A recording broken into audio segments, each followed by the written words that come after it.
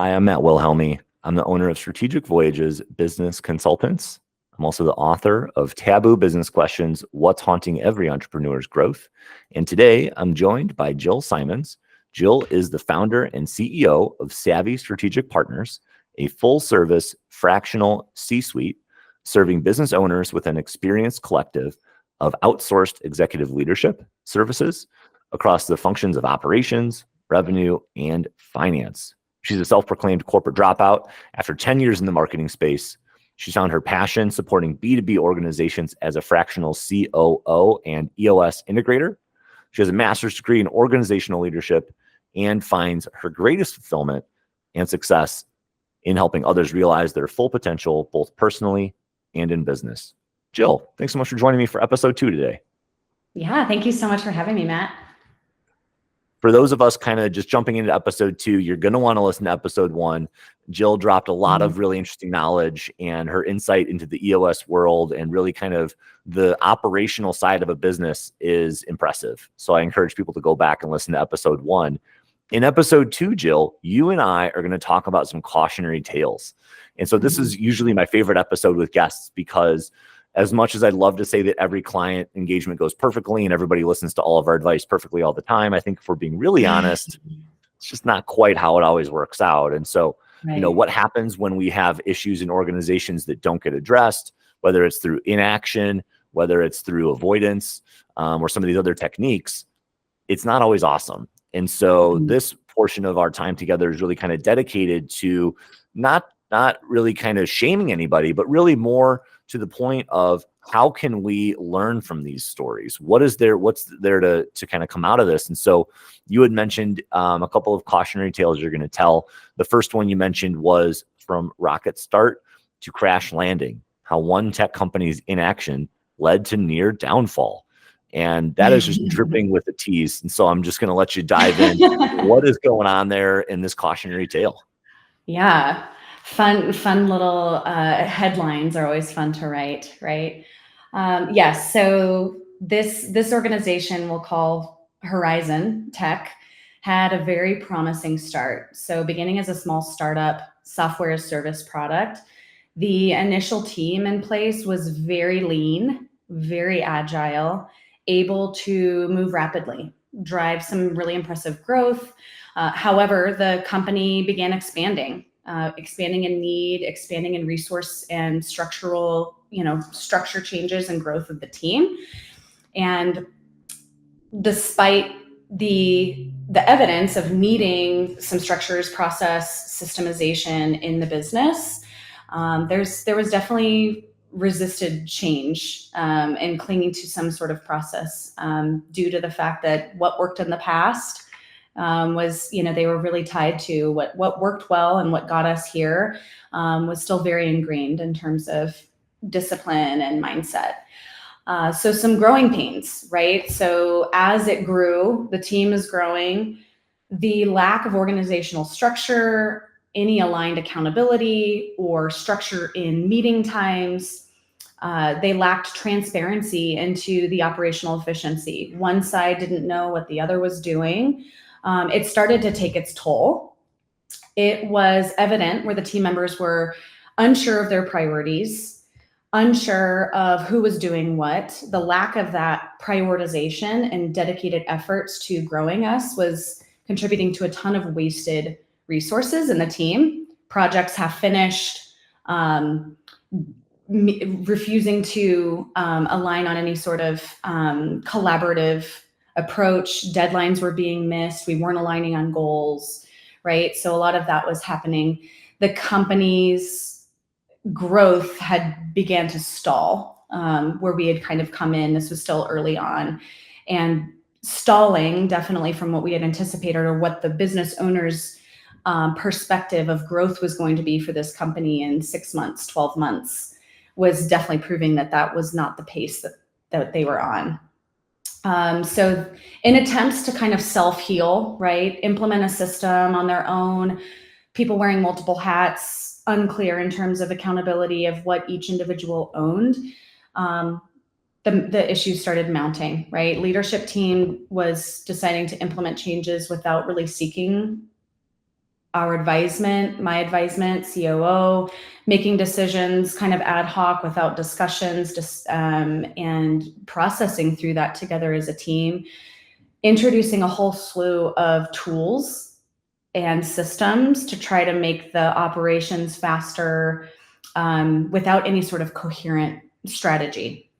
So I need to meetings pause were you right there either, for a second, Jill, yeah, because sure, what I heard you say was they were trying to implement way too many things all at the same time. And right. I've seen that happen in a lot of organizations, and people get like change fatigue, and then they end up like doing nothing. And so it kind of completely backfires, right? It does. It's a whole lot happening without anything actually happening, right? It is the epitome and description of the chaos that happens when we're trying all these things, introducing new tools. We're getting on with a new vendor for this part of the business to increase our sales and our business development, demos for services and product, trying to, really I think the intentions there of recognizing that they need help, but without any sort of clarity, direction on what comes first, where the key pain points are. So a lot of these efforts failed to address the root problems in the business. Meetings were either they were more frequent, but unproductive.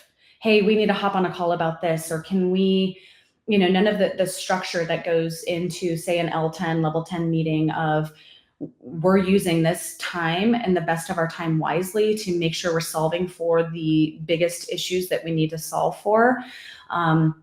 We're lacking any sort of results in that. So this continued to lack to contribute to a culture and an environment of complacency. Employees knew that there weren't any consequences, right? We kind of just hummed along, business as usual, without getting anything really accomplished, and honing in on what the true initiatives and key initiatives are.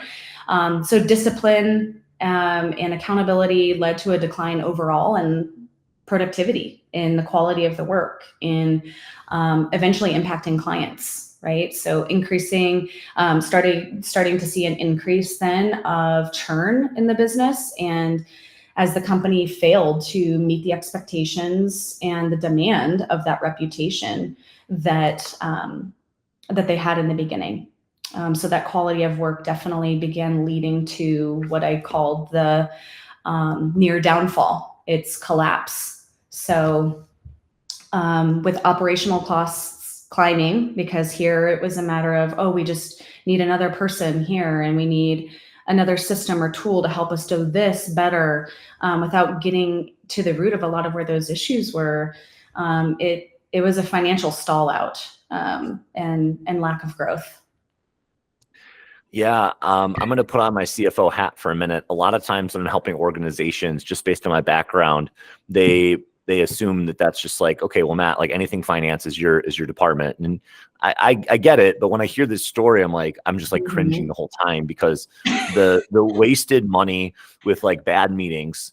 I had one company once where they would have these like impromptu staff meetings with like 5 to 10 people. And nobody was prepared. Nobody really knew what we were talking about. They left the meeting with like a couple of people with action items. And at one point I asked the CEO, I'm like, do you have any idea how much money you just lit on fire? And he was like, what do you mean? That's kind of rash. I'm like, well, but everybody's getting paid an hourly rate or a salary or what have you. If this wasn't productive and important to them, let's multiply everybody's hourly rate, and figure out where we're at. And he's like, oh my gosh, that was like $1,000. Right. Yeah, but you do this every day. Not to mention the lost productivity. And so anyway, I don't mean to be an alarmist, but when I hear about unproductive meetings, it does make me think about the famous Elon Musk quote. I don't know if you're familiar, but he's very notorious for saying if he's involved in a meeting and he doesn't like what's going on or thinks it's unproductive, he just gets up and walks out. Right. And I first of all, it would be really interesting to be in a meeting with Elon Musk. But second of all, it'd be really annoying if I was like trying to talk about something and he just left, But that goes to show that if you're going to have a meeting, there needs to be an agenda and a structure and a purpose. And so when I hear about this company that, is trying to kind of grow, and it sounds like problems were identified and then like solutions were like almost like band-aids, but it was being thrown at what needed maybe a little bit more attention into detail. Right. That's a tough spot to be in. And so I appreciate you kind of sharing that story, because that is perhaps descriptive of a lot of organizations. Sure. Sometimes when I get brought into an organization, they don't have necessarily one specific thing they want me to solve, but they have these symptoms going on, and I see them, and I try to help bring this to the attention of the owners in one way or another to say, look, I mean, this might be the way that things have always been done, but as you've grown your team, you used to be 10 employees and now you're 50. Well, having these bigger meetings with more people that are just frivolous and unnecessary, it's not helping anything. We got to have some structure, because people need structure to be able to know what they're working on. So I appreciate you sharing that cautionary tale. I do want to talk about the who's in charge cautionary tale that I was alluding to. So, so Jill, I worked with these young founders that are in their early 20s, and they were 50-50 partners when I met them. And I worked with them for a couple of years, on their business. But what I came in one day, it was, just a regular day to me. I didn't know any different. We had a meeting, there's an agenda. We were going to go through some financial reports and talk about some things that maybe, had happened over the last month since I was there last. One of the partners brought me to the side and said, yeah, Jim, the other owner, he's now the 80% owner and I'm 20%. And I was kind of surprised. I was like, wow, like he bought you out. That's, is that what you wanted? Like, how did this happen? He's like, well, he just said that I wasn't doing enough work. And so he took, my equity. I'm like, wow, that's amazing. I didn't know that that's how you guys did things. But, it just kind of showed me that, like, if there isn't like actual structure, if there isn't like accountability and documentation of things, like it can kind of get really out of hand. Now that might be a very extreme example, but it just goes to show that you need to have, kind of clear delineation over who's in charge from the get-go, even especially in a partnership. And I think, Dave Ramsey's actually kind of famous for saying this, but he says the only ship that doesn't sail is a partnership. And, he's pretty notorious for speaking against partnerships. I'm not here to bash that, thought or any partnerships in general. But if you are going to have a partnership, you got to have things documented. Who's responsible for what? Who's going to be accountable to who for what? It's okay if you're 50-50 partners, but at the end of the day, somebody's got to make the final call. And so who gets that final call is really important to figure out before, the really high stakes, high costs issues. And so absolutely. Did they have an operating agreement between the two of them, and distinction and clarity over, what was in each of their core genius to run that business effectively together? They did not have any of that written out. It was very much a handshake. We're going to do it this way. I'll be in charge of the front of house. You be in charge of the back of house. I'll do sales and investors, and you do operations and all the stuff I don't want to do. And so, and I'm sure you've seen that, right? That happens often. I don't want to make it sound like this is a one in a million. Yeah, it does happen often, but it's discouraging because these were very driven people. And I could tell when I walked into that meeting, Jill, that they were just defeated. Both of them were kind of frustrated with the other person. And so that definitely changed the dynamic, of their organization and of their future. So, but hey, Jill, I wanted to get into your second cautionary tale because, as much as, it's interesting to kind of hear about some of these partnership issues, you've got one that is maybe a little different. And the title of it was Sky High Early Success to Flying Blind. Now, I have a feeling we're going to use the word scorecard once or twice, but I'll let you tell the story. What's going on with this cautionary tale? Yeah. So you nailed it in terms of measurables, right? And what we're actually measuring and monitoring. So Rising Star Agency, really great reputation in kind of a niche of celebrity level kind of status, and that world and REM kind of celebrated for its impressive growth early on and strong reputation. Incredible revenue growth in the first year, right? Top line revenue. Net profit, however, and beneath the surface, this company was suffering from a critical flaw, right? A complete lack of alignment of accountability to any of the metrics that deemed successful. Beyond that pie in the sky revenue and profit number, high hopes for revenue growth, how they were going to get there, and the focus on measures of success, how we're monitoring performance, what is key in indicating, taking this from here to here, was completely lacking.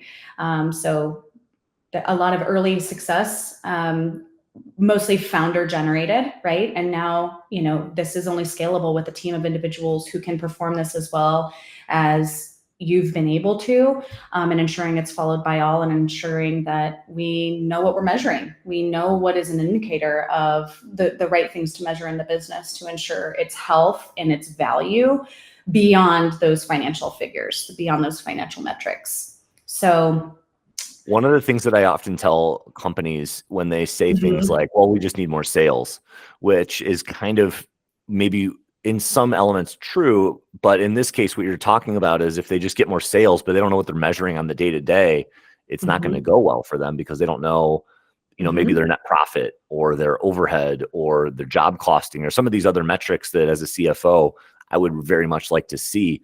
And so what I tell companies when they say, well, sales cures all, and I say, well, actually, if you have, issues in your process, more sales could just cause more problems. And I'm not saying don't get more sales, but you got to really make sure that your operations can handle it. Exactly. That is 100% at the root of this, right? You can bring in more clientele, bring in the revenue. We can sell and sell and sell. They have no problem selling what they do. What started to deteriorate and the unseen problems due to a lack of KPIs within the business was what's happening in client retention, what's happening in satisfaction, how are we measuring the service quality of what we're serving, and the quality of that, and ensuring that bringing more in does also entail a successful standard procedure for all of those clients to receive that same level of quality. Employee performance. With the growth of more clients, we're bringing on more individuals to service the needs of those clients. How do we ensure that every single individual is measured by that same standard of output, of performance, of client service? Was all lacking before, we started seeing a problem in the client churn. So that began to rise and resulted in several issues throughout the organization because of that hyper revenue growth, but everything else kind of back of house that completely lacked the measurables in place to ensure we were solving for the issues and making sure we could withstand, and scale that new growing book of business. One of the favorite activities that I do with clients is developing that scorecard, because it really kind of brings a nice big old spotlight on what everybody's responsible for, what we're able to track very easily. Sometimes when I mention scorecard, people will just assume that it's going to be this ugly looking spreadsheet. It's going to take hours and hours and hours to prepare. And, it's not going to make sense to anyone. And that's actually not what it is at all. It's supposed to be very simple, not like 10 million things. It should be like maybe 3 or 4 each from each leader. And then it's supposed to be things that you do every week that, kind of lead into, revenue, obviously, or profit, or whatever department you're in. But it's not supposed to be this cumbersome project. But anyway, when you were developing this scorecard, it removes a lot of this, confusion. It removes a lot of the ambiguity because it brings about just so much clarity to what needs to happen every week to get to our quarterly goals, to hit our annual numbers. It's a very simple process, but I think it takes somebody dedicated like yourself. I'm sure you do this exercise often, with companies, to just get them all on the same page, right? Exactly. I cannot speak enough about the power of scorecards. And I think when there's a dynamic shift that happens when the team realizes we're not only measuring the outcomes of our work. We're not only measuring the results that come from our efforts, we're measuring the efforts we're putting in. So we have lagging measures versus leading measures.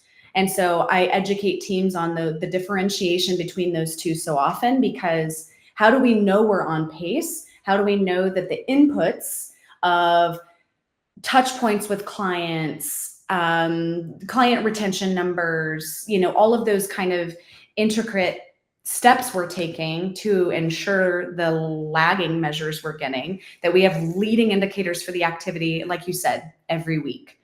And so that concept at first to them is like, oh, we have to measure like how many times we're pitching for a client. Like, why does that matter, right? It's what activity do we know that we can pinpoint? If we stay consistent with this, we can predict and know with predictable accuracy that we're going to land at this revenue. We're going to land at this many new clients. So I love the distinction and educating on the leading measures versus lagging measures. That kind of cracks the top of the lid for them, of like, oh, got it. So that was definitely needed in this case, because here we could see the revenue coming in all day, right? What's going to be happening thereafter? Or how do we ensure we can sustain that as recurring revenue was completely lacking in the scorecard. Yeah, for me, the scorecard not only illuminates all the things you just said, I want to add on to that by saying that it also holds everybody accountable, because everybody's job should be aligned with, getting towards that bigger picture. Just because your role might be customer service or operations management or something that maybe doesn't inherently register as revenue generator, you're responsible for a piece of the business, profitability, operational functionality, It could be sales, but you're all a team. And so the scorecard is actually one of my favorite tools as well, because it allows you to really kind of see what everybody on the team is doing. And guess what? When you've got that much accountability in your leadership team talking about that scorecard, you do not want to be the one who's slacking on their metrics and, coming to the meeting, without having a good looking scorecard. You want to have that, that camaraderie and the collaboration and the accountability, but you definitely don't want to be a slacker in front of all your peers, because the scorecard is going to show everybody what's going on in the real world. So we could probably talk about scorecards for a lot longer. Maybe we'll do a separate episode just on scorecards. I get kind of passionate about it too. But I just want to remind everybody where we're at. I'm working with Jill Simons. She is the founder and CEO of Savvy Strategic Partners. And so we just kind of wrapped up our second episode here, talking about some cautionary tales. I hope everybody stays tuned for episode 3, where Jill and I will talk about some solutions for a case study that we mentioned in episode 1. Stay tuned.